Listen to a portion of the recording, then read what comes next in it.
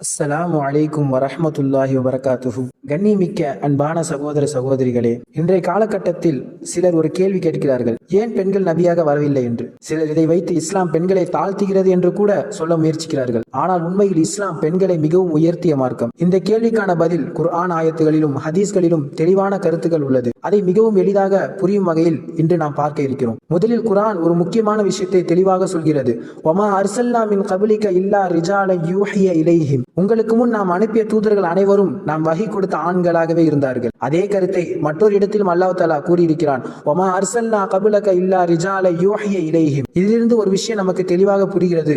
அல்லாஹ் அனுப்பிய அனைத்து நபிகளும் ஆண்களாகவே இருந்தார்கள். இங்கே ஒரு முக்கியமான விஷயத்தை புரிந்து கொள்ள வேண்டும். இது பெண்களை தாழ்த்துவதற்காக அல்ல. ஏனெனில் குர்ஆன் கூறுகிறது, இன்ன அக்ரமக்கும் இன்தல்லாஹி அத்காக்கும். அல்லாஹ் முன்னிலையில் உயர்ந்தவர்கள் யார் என்று சொன்னால் அதிகம் இறையச்சம் உடையவர்கள் தான். இதில் ஆண்கள் பெண்கள் என்ற வேறுபாடு கிடையாது.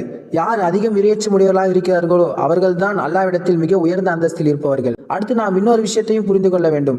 நபியாக இருப்பது மிகவும் கடினமான ஒரு பொறுப்பு. நபிமார்கள் வாழ்க்கையில் என்ன நடந்தது என்று நாம் பார்த்தாலே தெரியும். நபி முஹம்மது ஸல்லல்லாஹு அலைஹி வஸல்லம் அவர்கள் மீது குப்பையை வீசினார்கள், இன்னும் கற்களை எறிந்தார்கள், அவர்களை அவமானப்படுத்தினார்கள். தாயிஃப் நகரத்தில் நபி ஸல்லல்லாஹு அலைஹி வஸல்லம் அவர்கள் மீது கற்கள் எறியப்பட்டது. அவர்களின் கால்களில் ரத்தம் வழிந்தோடும் அளவிற்கு துன்புறுத்தப்பட்டார்கள். இதனை நினைத்து பாருங்கள். ஒரு மனிதன் இந்த அளவிற்கு சமூக எதிர்ப்பு மற்றும் சோதனைகளை எதிர்கொள்ள வேண்டும் என்று சொன்னால் அதற்கு ஆண்கள் தான் மிக சரியான ஒரு பொறுப்பாக இருக்க முடியும்.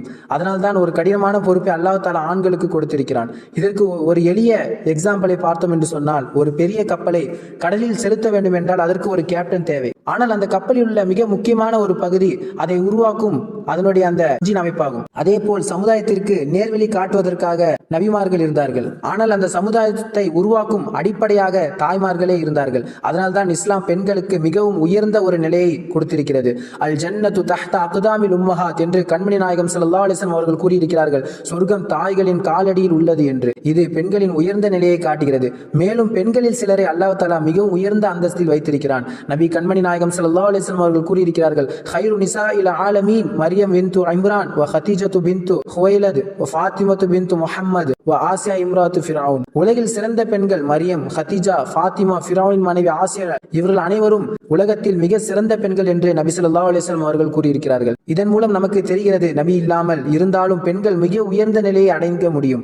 மேலும் அல்லாஹ் மரியம் அலைஹிஸ்ஸலாம் அவர்களை பற்றி குர்ஆனில் இவ்வாறாக குறிப்பிட்டிருக்கிறான், யா மரியம் இன்னல்லாஹ் அஸ்தஃபாகி வ தஹரக். மரியமே, அல்லாஹ் உன்னை தேர்ந்தெடுத்தான், உன்னை இன்னும் தூய்மைப்படுத்தினான் என்று அல்லாஹ் தஆலா தன்னுடைய திருவசனத்திலே குறிப்பிட்டிருக்கிறான். இதன் மூலம் நாம் புரிந்து கொள்ள வேண்டியது என்னவென்றால், அல்லாஹ் ஒவ்வொருவருக்கும் வேறு வேறு பொறுப்புகளை கொடுத்துள்ளான். குர்ஆன் கூறுகிறது, அல்லாஹு அஅலமு ஹைது யஜஅலு ரிசாலாத்தி. தன் தூதுவத்தை எங்கு வைக்க வேண்டும் என்பதை அல்லாஹ் மிகவும் நன்றாக அறிவான் என்று கூறியிருக்கிறான். கண்ணியமிக்க அன்பான சகோதர சகோதரிகளே, பெண்கள் நபியாக வராதது பெண்களை தாழ்த்துவதற்காக அல்ல. அது அல்லாஹ்வின் ஒரு ஹிக்மத்தான தீர்மானமாகும். நபிகள் சமுதாயத்தை வழிநடத்தும் பொறுப்பை பெற்றவர்கள். பெண்கள் அந்த சமுதாயத்தை உருவாக்கும் உயர்ந்த பொறுப்பை பெற்றவர்கள். எனவே கண்ணியமிக்க சகோதர சகோதரிகளே, நம்முடைய இஸ்லாத்தின் மீது வைக்கக்கூடிய குற்றச்சாட்டுகளை அதை அறிந்து அதை விளங்கி அதை விளங்காத நபர்களுக்கு எத்தி வைக்கக்கூடிய பொறுப்பு நம்ம மீது இருக்கிறது.